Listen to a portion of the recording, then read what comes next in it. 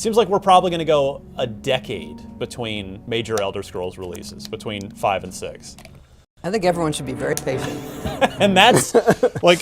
The Elder Scrolls 6 was announced nearly 3 years ago, putting us over the decade mark since Skyrim first officially launched. Yet Bethesda has always been careful to moderate expectations about the Elder Scrolls 6 release date. In this video, I'm going to break down what I believe to be the real reason the game is being delayed as far as 2025, or perhaps longer. It was just last year Pete Hine, Senior Vice President of Marketing, commented to a random fan on Twitter saying, "It's after Starfield, which you pretty much know nothing about. So if you're coming at me now for details and not years from now, I'm failing to properly manage your expectations."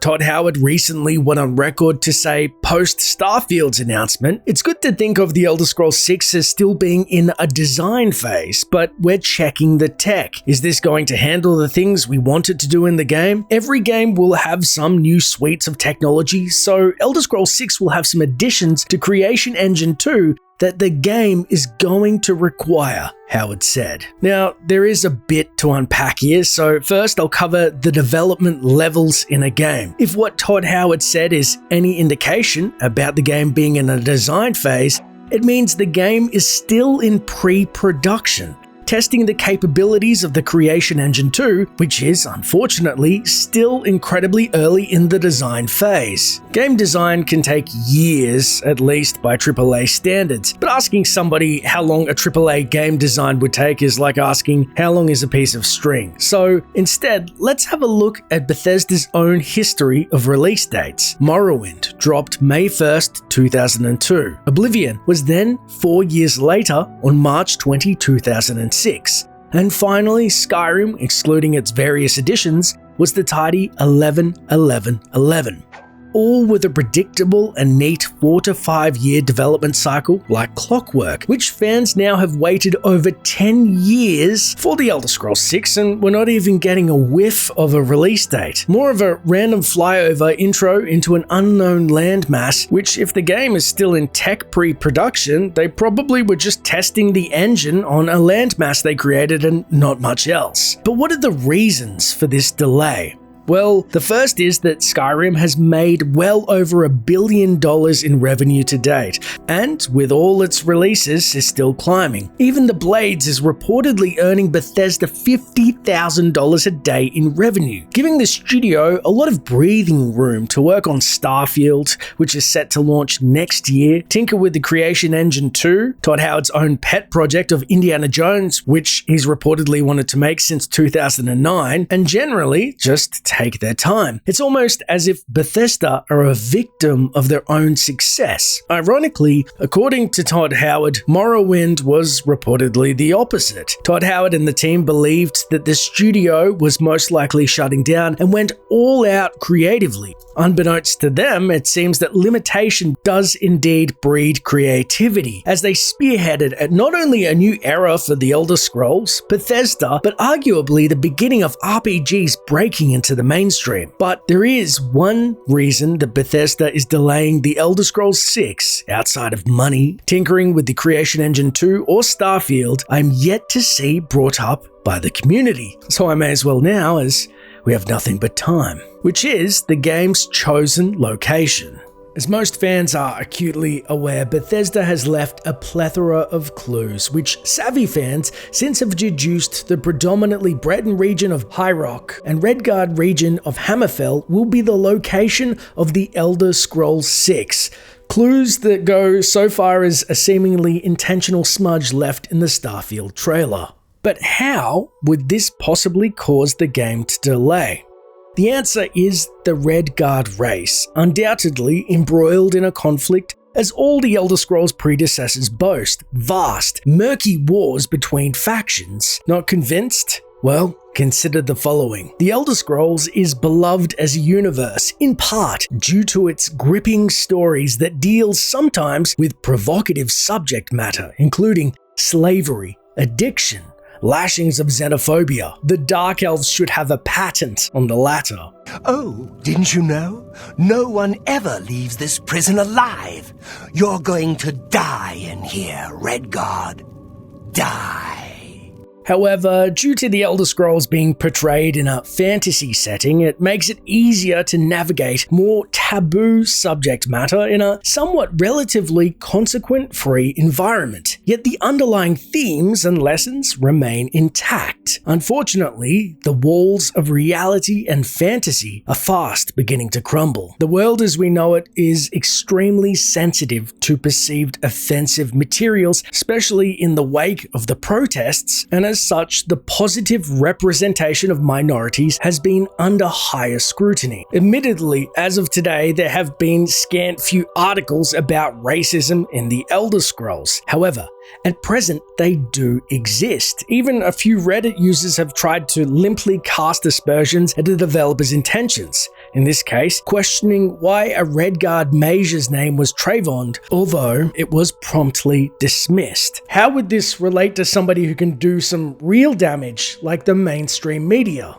If I may go off topic, but it's somewhat related, an example I saw this week was a journalist took an unreleased Black Widow and in his review said, "The movie makes men squeam as it puts them in their place." This really sums up an unfortunate and ugly growing portion of access media. It should be noted, the person that wrote this was actually a man himself, so was he squeaming as it put him in his place? B, bafflingly, he attempted to throw his entire gender under the bus for a few paltry septums and perhaps social clout. It's a pretty bizarre concept to me that someone would intentionally be so underhanded and transparently so just for a few clicks. Or as this trusty picture states, we paid a freelancer to say a thing you like is dog crap because the Google/Facebook duopoly ate the whole digital ad market, and now harvesting hate clicks is the only viable business model for online media. It perfectly sums up the current state of the media. Now, what does this have to do with the Elder Scrolls 6? Imagine, if you will, out of context, a journalist taking any number of atrocities in any number of moments in the Elder Scrolls to social media, coupled with faux outrage and the intent to cause dissonance within the community for their own gain. And some of you may say, well, that's a clever thought, but Redguards are actually more of a mix of Middle Eastern culture and have nothing to do with the protests or BLM, to which I mostly agree. Although this hasn't always been the case. To illustrate my point that Redguards have had some tenuous but perhaps parallels to real life, which the media would have a field day with, we need look no further than Oblivion's own booklet, in which the Redguard bio reads, "Redguards are the most naturally talented warriors in Tamriel. The dark-skinned, wiry-haired people of Hammerfell seem born to battle, though their pride and fierce independence of spirit makes them more suitable as scouts or skirmishers, or as free-ranging heroes and adventurers than as rank-and-file soldiers. In addition to their cultural affinities for many armor styles and weapons, particularly swords, Redguards are also physically blessed with hardy constitutions, resistance to poison, and quickness of foot. Unlike most other human races, they're not believed to have any connection with the ancestral Nordic homeland of Atmora. Okay, so they're wiry-haired fighters that are fast. That's no big deal, even if it sounds like it was written by Charlie's cop buddy and me, myself, and Irene. Charlie, just between you and me, did you ever notice that your kids have sort of a year-round tan? Yeah, well, my great-grandmother's half Italian. Half Italian? Oh, yeah. Well, that's probably why the water beats off the hair, huh? Yeah, so? I mean, a lot of people have different kind of hair. But let's have a further look at their underlying racial attributes. +10 to strength and endurance. If we tried to parallel this back to reality, black people actually have a real racial perk of higher muscle density per gram than white people, which is factually correct before anybody gets angry. Who would be angry about more muscle? -10 to intelligence, willpower, and personality. What's brutal is Redguard females only get a perk to endurance, not strength, making the men stronger, but women do not have a -10 in personality. The description on the wiki even reads, enemy Redguards will generally be encountered as bandits, including bandit ringleaders. They even have a racial ability, Adrenaline Rush, which grants them a short burst of speed for that sprinting ability. Also, NPCs are predisposed to react either positively or negatively to other races. Reactions affect the base disposition of NPCs towards you depending on your relative races. And so Bretons are -5 and Imperials are -5, but Redguards are +5 to other Redguards. So basically, Redguards are hated by two white race Imperials and Bretons, but are cool with each other. You see, that's the thing with black actors, man. We need to just unify. We can't just be out like... Exactly. Personally, I think this is probably a coincidence. The devs no doubt decided to bestow upon Redguards formidable warrior attributes as per their lore, but contrast them as terrible mages as a con. And I'm someone who loves the lore, loves Elder Scrolls, has no problem with any of the Elder Scrolls races' current portrayal, but if we live in a society where a journalist can insincerely attempt to create rage bait about an unreleased Marvel movie, which is but one example I found in my Twitter timeline this week, what do you think he or his ilk would do with an entire game if this biography was included for Redguards in the Elder Scrolls 6? There would be an unholy media shitstorm, especially if it was in the booklet, because as we know, journalists don't actually play video games. Better yet, imagine if a nice little army of Imperials were lining up Redguards to execute them like Skyrim's intro. It's due to this fact, I believe it's honestly nigh impossible to foresee the Elder Scrolls 6 being able to push the boundaries of narrative like its previous titles, in this case surrounding the political turmoil in Hammerfell during the time period that the Elder Scrolls 6 is set in, while simultaneously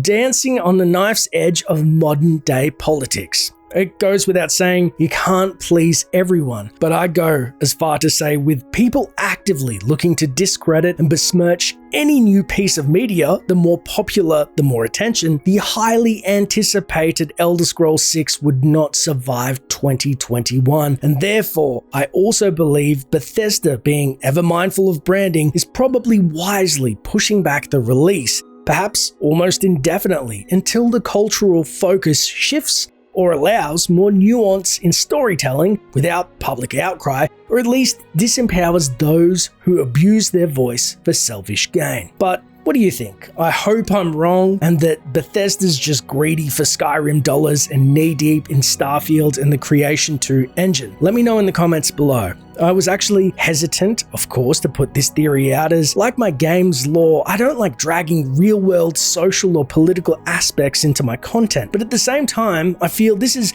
a tough but necessary conversation, as it may very well be the reason why the game is being delayed. I also hope I put my point across in an articulate yet respectful manner, as like I said, this isn't my area of expertise, but wanting the Elder Scrolls 6 to release soon is. As always, thanks for watching, and until next time, traveler.